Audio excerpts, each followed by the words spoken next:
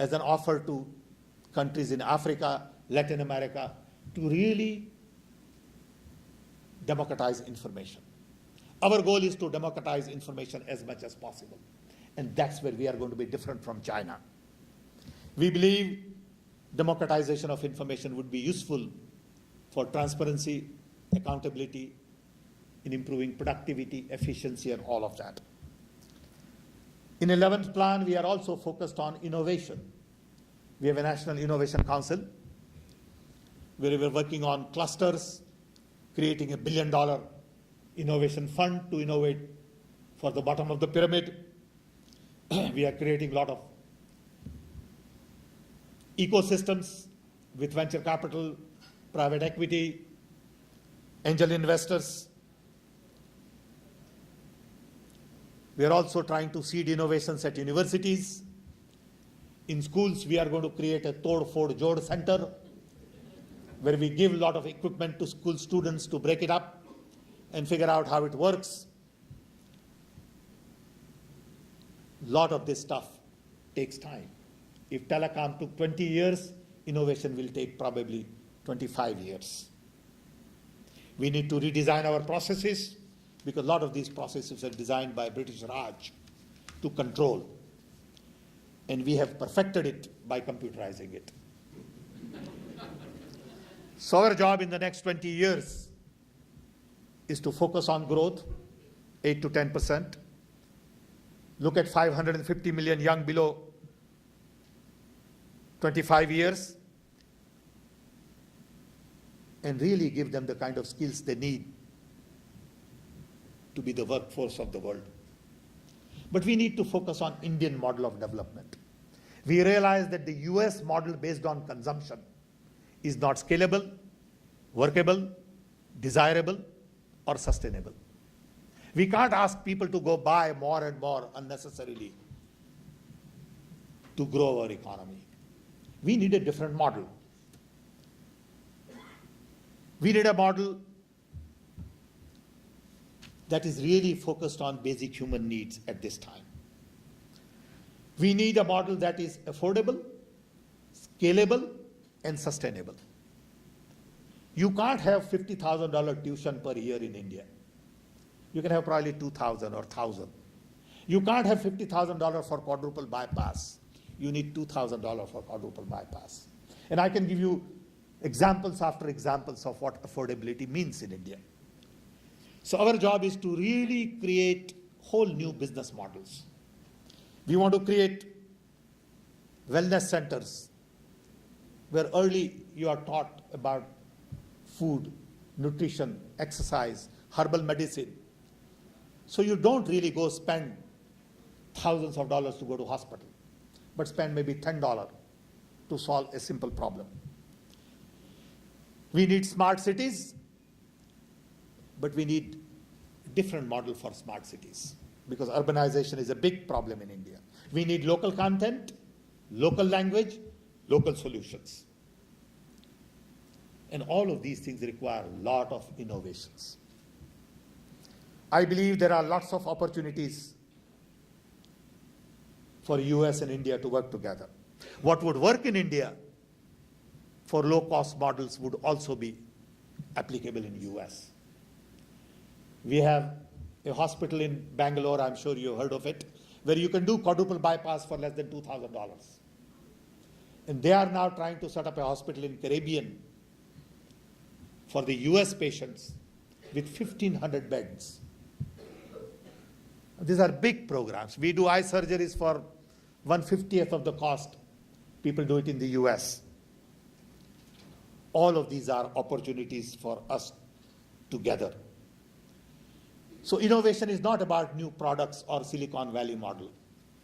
Innovation is also about Indian model. Bottom of the pyramid, affordability, scalability. Finally, I want to re-emphasize the fact that a country of 1.2 billion people is already connected. Now we need to use this connectivity to do things differently. We may not have the velocity that you want, but we definitely have the momentum that you need. We need to transform India in the next 20 years. We need to push on reforms. We need to develop consensus. We need stronger government. We need political will. But we need patience. We are a democracy, and we have a price to pay. We can't just bulldoze things. I remember going to Shanghai in 1980. It was no different than Mumbai. When I go to Shanghai now, I see this big 10-lane highway between airport and the city. I'm sure somebody drew a line and say, this is the road, and then you bulldoze everybody. You can't do that in India. Land acquisition is a big, big challenge in India. So we have our own constraints. We are aware of it. But at the end of the day, we got to worry about 400 million people below poverty line. It is their future that we need to guarantee. Without inclusive growth, bottom of the pyramid, there cannot be prosperous India. India is not about creating more billionaires. India is about taking millions and millions out of poverty into respectable standard of living. That is the real challenge, and that's where technology comes in. We believe technology and innovation will be the key to lift them out of poverty. And that's where we need help from US. That's where we have collective challenge. We look to you, to Silicon Valley, to US-India Business Council for advice on how do we jointly work together to create new models for the people at the bottom of the pyramid. Our journey will not be complete if we really don't lift them quickly. So nation building is very different from company building. IRRs don't make sense at times. We have to spend money on subsidy. We don't like it. But if we don't do that, we cannot improve income at the bottom of the pyramid. It is not about looking at bottom of the pyramid as a market. It is about really improving standard of living at the bottom of the pyramid. With this, once again, I want to thank organizers for giving me this opportunity. Sorry to keep you standing up for this long, but really appreciate your presence. Once again, wish you all the luck. And Ron, thanks for providing the leadership. Thank you. I was told that I'm supposed to answer some questions, if you have. But it's up to you. Whatever, you are the boss. You decide. Yes, sir.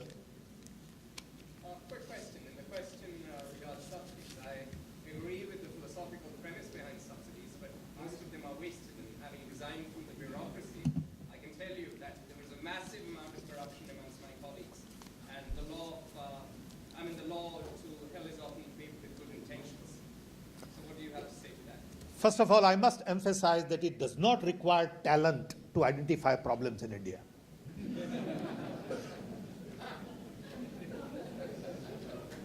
You can just go out, wait on the street for 5 minutes, and you can recognize all of the problems.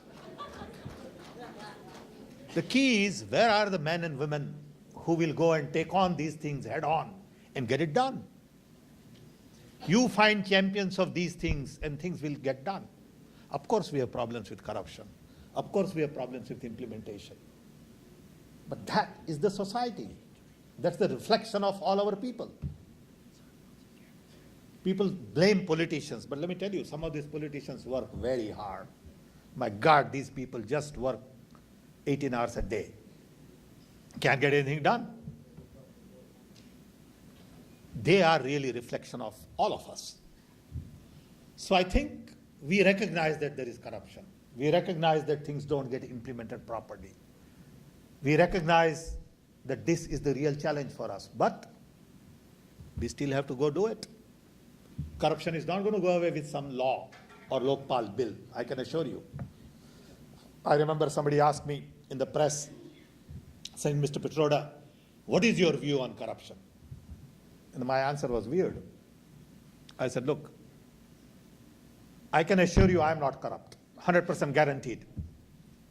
But I can't say the same thing for my wife. Because I don't know. So corruption is one of those issues where each one will have to take responsibility. Unfortunately, everybody says corruption is there and there, but not here. And I think these things are going to take a long time. I'm sorry, but that's the way it is. I wish we could expedite it. Thank you.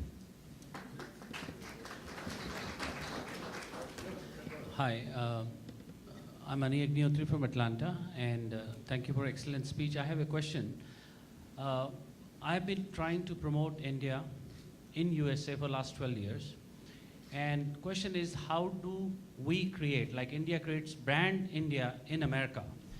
In your remarks, excellent remarks, you mentioned only once about how do we compare ourselves with China. So it's not Washington, D.C., it's not New York where India has to be sold. India has to be sold in each and every city, each and every district and county. And that's where I feel we are challenged. India is already represented by at least 2 million people in the US. You are the ambassador. In your community, you are India. And there are friends of India. I mean, I know a lot of white Americans or, African American who are as interested in India as you and I. It is not about really selling India. India is not a product that you are trying to sell. India is a civilization. People know about India. I don't think it's about branding India. I don't look at it that way. Okay? India is what India is. India has been around for 5,000 years. I can guarantee it will be around for another 5,000. Yeah. So I won't worry about branding India.